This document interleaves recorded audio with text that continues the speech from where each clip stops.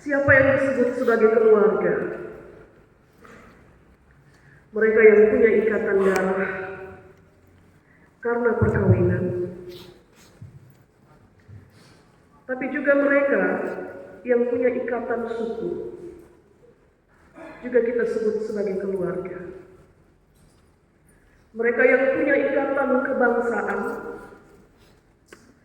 dan juga mereka yang punya ikatan iman yang sama, mereka disebut sebagai keluarga. Mereka yang satu gereja, yang satu persekutuan, disebut sebagai satu keluarga. Mereka yang satu sekolah, yang satu tempat kerja, satu tempat pengabdian, disebut sebagai keluarga. Maka kalau tugas merawat kasih dan kesetiaan dalam keluarga itu disodorkan kepada saya dan Bapak Mama, dalam ikatan kekeluargaan yang banyak itu, saya kira kita semua bertanggung jawab untuk merawat kasih dan kesetiaan dalam keluarga karena kita punya hubungan darah, tapi juga karena kita punya ikatan kesukuan, kebangsaan, ikatan iman yang satu, gereja yang satu, sekolah yang sama, tempat kerja dan pengabdian yang sama. Kita bertanggung jawab untuk merawat kasih dan kesetiaan dalam ikatan-ikatan itu. Mari merenungkan firman Tuhan di bawah tema merawat kasih dan kesetiaan dalam keluarga. Pertama-tama dalam keluarga kita sendiri, lalu keluar menjangkau ikatan-ikatan keluarga yang lebih luas. Jemaat Tuhan yang terkasih dalam Kristus, di dunia ini ada satu hukum yang berlaku universal, tanpa batasan negara. Hukum ini berlaku tanpa batasan adat dan juga bahkan tanpa batasan agama. Hukum itu bernama Law of Causality, Law of Causality, atau yang kita kenal hukum sebab akibat. Salah satu peribahasa yang terkenal yang menjawab hukum sebab akibat adalah kalau ada asap, pasti ada api. Tidak ada akibat tanpa didahului dengan sebab, itu pasti. Demikian pula, sebab itu dia tidak bermain-main sendiri, tanpa nanti dia kasih akibat pada penghujungnya. Asap itu ada karena api. Asap tidak mungkin ada kalau api tidak lebih dahulu ada. Itu hukum universal absolut. Dan hukum ini berlaku juga bagi keluarga-keluarga Kristen. Dan secara khusus hukum ini juga dicatat di dalam Alkitab. Amsal 3 ayat 1 sampai 10 menulis hukum sebab akibat yang terbagi dalam 5 bagian, dan kita lihat bersama 5 bagian itu. Bagian yang pertama itu ayat 1 dan 2. Saudara, apa hukum sebab akibat yang tertulis di 2 ayat itu? Ketika engkau tidak melupakan ajaran hikmat, dan ketika hatimu memelihara perintah hikmat Tuhan itu, maka akibatnya adalah panjang umur, lanjut usia, dan sejahtera akan ditambahkan kepadamu. Bapak Mama, kata ditambahkan itu sama dengan di kita 5 orang sepiring suada nasi dalam porsi yang sama. Tapi 1 orang dari 5 itu diberikan tambahan karena dia punya sesuatu yang membuatnya layak untuk mendapatkan tambahan itu.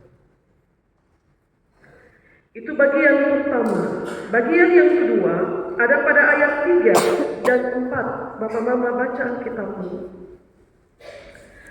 Apa hukum sebab akibat yang tertulis di ayat 3 dan 4? Ketika kasih dan setia tidak engkau buang, atau tidak kau tinggalkan dia sendiri dan kau berjalan sendiri. Kau jadikan kasih dan setia itu sebagai perhiasan kesaksian, lalu terpatri kuat di dalam hatimu. Maka akibatnya adalah kasih dan penghargaan, tidak hanya dalam pandangan Allah, tapi juga dalam pandangan manusia. Tidak bisa tidak akan engkau dapatkan.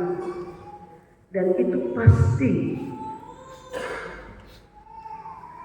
Bagian yang ketiga ayat 5 dan 6. Apa hukum sebab akibat yang tertulis di situ? Ketika engkau percaya kepada Tuhan dengan segenap hatimu, ketika engkau tidak bersandar pada pengertianmu sendiri yang kau sangka itu sempurna, dan ketika engkau mengakui Tuhan punya peran yang besar dalam seluruh hidupmu tanpa kecuali, maka akibatnya adalah jalan-jalan hidupmu akan selalu diluruskan dan dimudahkan. Apakah itu berarti hidupmu tanpa pergumulan? Tidak. Tapi jaminan yang pasti akan diluruskan dan dimudahkan. Bagian yang keempat di ayat 7 dan 8. Bapak Mama sekarang Bapak Mama giliran sebut apa hukum sebab di ayat 7 dan 8.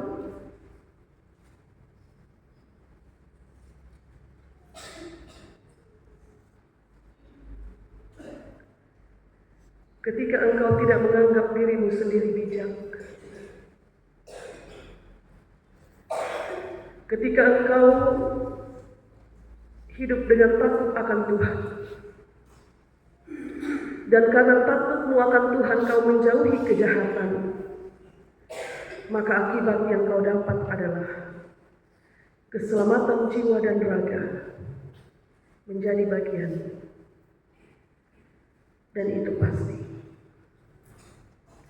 Dan bagian yang kelima di ayat 9 dan 10. Ketika engkau memuliakan Tuhan dengan hartamu, beda memuliakan dirimu dengan hartamu, dengan memuliakan Tuhan dengan hartamu.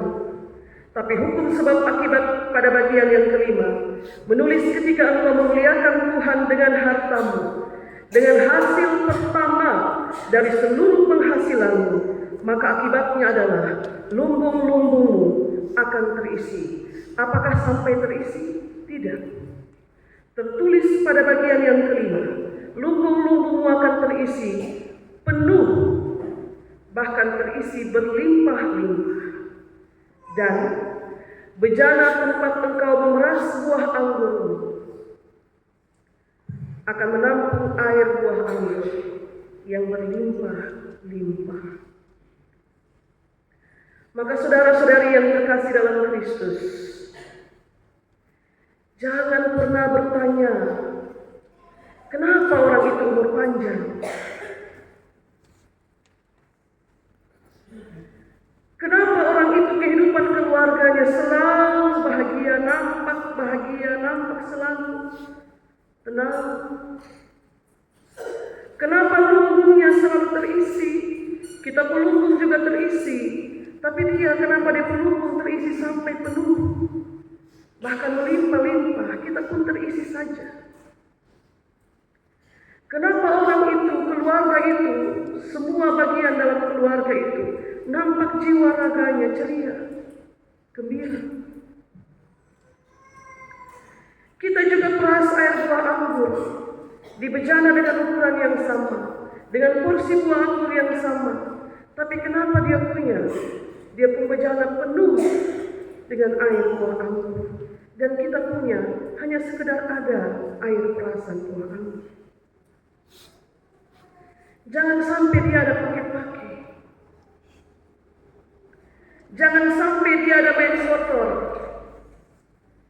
Jangan sampai dia ada pencuri. Kita munculkan berbagai asumsi ketika kita melihat keadaan-keadaan yang demikian dialami oleh saudara kita.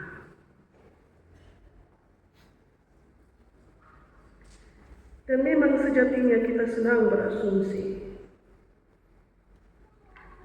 Maka mari kita refleksikan firman Tuhan pagi ini. Refleksi yang pertama. Ingat saudara-saudari, firman Tuhan juga menulis tentang hukum sebab akibat. Bukan hanya bagi orang-orang yang hidup di dalam Tuhan, tapi juga hukum sebab akibat bagi orang-orang yang hidup di luar Tuhan. Maka berbaik sangkalah dan berpikir positif itu bagian yang penting dalam hidup berelasi dan juga dalam hidup sebagai keluarga, karena ikatan darah, karena ikatan suku, kebangsaan, agama, gereja, dan lain sebagainya. Kita tidak pernah tahu orang puisi doa, Bapak Mama. Kita tidak pernah tahu seperti apa jalan yang sedang dia tempuh. Dan pada satu belokan Tuhan berkenan buka jalan itu untuk dia. Kita tidak pernah tahu. Kita tidak pernah tahu perjuangan seperti apa yang sedang dia perjuangkan. Maka kita tidak bisa menghakimi seluruh pencapaian seseorang, bahkan juga kejatuhannya, menurut asumsi kita. Asumsi itu sama dengan prasangka dugaan. Refleksi yang kedua, ingat saudara-saudara, Tuhan kita itu tidak miskin kemurahan. Tidak. Dia tidak miskin kemurahan. Firman Tuhan bilang kasih-Nya itu tidak berkesudahan. Bahkan setiap pagi rahmat itu selalu baru. Kalau rahmat itu selalu baru, tidak pernah Dia kasih engkau rahmat yang lama. Karena selalu diberikan yang baru. Dia berkuasa untuk membuka tingkap-tingkap langit.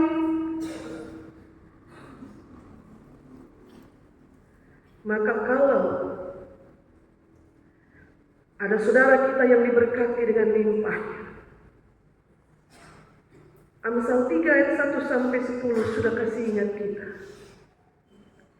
Bisa jadi semua kelimpahan itu adalah upah dari hukum sebab akibat yang dia jalankan dalam kehidupannya, tanpa harus dia tunjukkan, tanpa harus dia pamerkan. Refleksi yang ketiga, perhatikan baik-baik Bapak Ibu, saudara-saudari, orang-orang muda yang terkasih. Sebenarnya betapa sederhananya hukum sebab akibat dalam 5 bagian yang termuat dalam Amsal 3 ayat 1 sampai 10. Semua itu bisa kita lakukan dalam tuntunan hikmat Tuhan. Kita bisa hidup memakai kuat hikmat Tuhan dalam hidup kita. Kita bisa hidup dalam kasih dan kesetiaan. Kita bisa percaya Tuhan dengan segenap hati. Kita bisa kerjakan dengan tenang dan sungguh-sungguh apa yang diberikan kepadamu untuk kau kerjakan, seperti untuk Tuhan dan bukan untuk manusia. Pada semua hal yang sederhana itu sesungguhnya tersimpan berkat besar sebagai akibat yang nanti Tuhan sediakan. Terlalu sederhana. Tapi kalau hati sudah diliputi iri, benci, dendam, tidak suka lihat orang naik, tidak suka lihat orang dapat penghargaan atau penghormatan. Bayangkan syair pujian yang dinaikkan oleh kaum perempuan gemit dalam paduan suara. Kalau ketidaksukaan itu sudah ada, kita akan lupa bahwa itu orang sedang mempraktekkan hukum sebab akibat menurut Amsal 3 ayat 1 sampai 10. kita bilang dia begini, dia begitu. Padahal alangkah indah kalau semua saudara hidup bersama dalam damai, tanpa benci, tanpa iri, tanpa marah. Nah, ini perlu kita refleksikan bersama sebagai keluarga karena ikatan persekutuan. Refleksi yang keempat, Bapak Mama, daripada kita berasumsi untuk orang lain, lebih baik kita mulai dari diri kita sendiri, dari keluarga kita sendiri, menjalankan semua hukum sebab akibat yang kita baca dalam firman Tuhan pagi ini. Lalu jadilah saksi hidup bagaimana Allah menepati apa yang Dia janjikan sebagai upah dan sebagai akibat.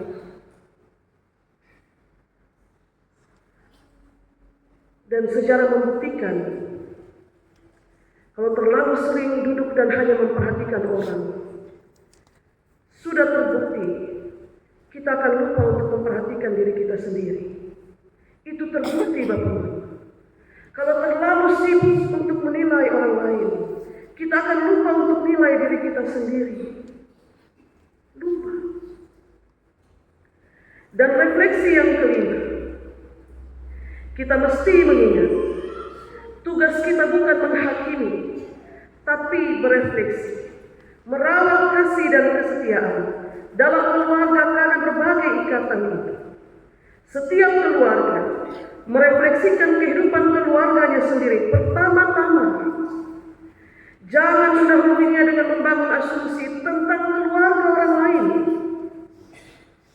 Itu jangan. Bangun dulu refleksi tentang keluarga sendiri. Karena itu mari mulai dari keluarga kita lebih dahulu. Dari diri kita terlebih dahulu. Merawat keluarga kita yang pertama-tama dengan kasih dan kesetiaan. Dengan percaya segenap hati kepada Tuhan.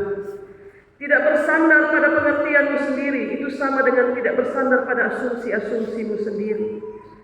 Percaya bahwa kalau Tuhan bisa berbuat baik untukmu, Dia juga bisa berbuat baik untuk orang lain.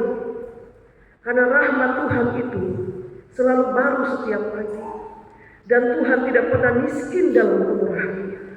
Dia bagi untukmu, Dia bisa bagi juga untuk orang lain. Kalau saudara bisa bekerja keras, orang lain juga bisa bekerja keras. Kalau kita malas, orang lain juga bisa malas. Ukuran yang kita pakai untuk mengukur orang lain, pada waktunya kelak akan diukurkan juga kepada kita. Maka dalam hukum sebab akibat, hukum universal yang absolut ini, kita semua dikasih ingat. Kalau ada asap, itu pasti ada api. Kalau ada sebab, itu pasti ada akibat. Dan kenapa bisa akibat? Itu pasti ada sebabnya. Ulang refleksikan kembali Amsal 3 ayat 1 sampai 10. Itu hukum sebab akibat untuk mereka yang hidup di dalam Tuhan. Selamat merawat kasih dan kesetiaan di dalam keluarga. Tuhan berkati kita dengan firman-Nya. Amin. Jemaat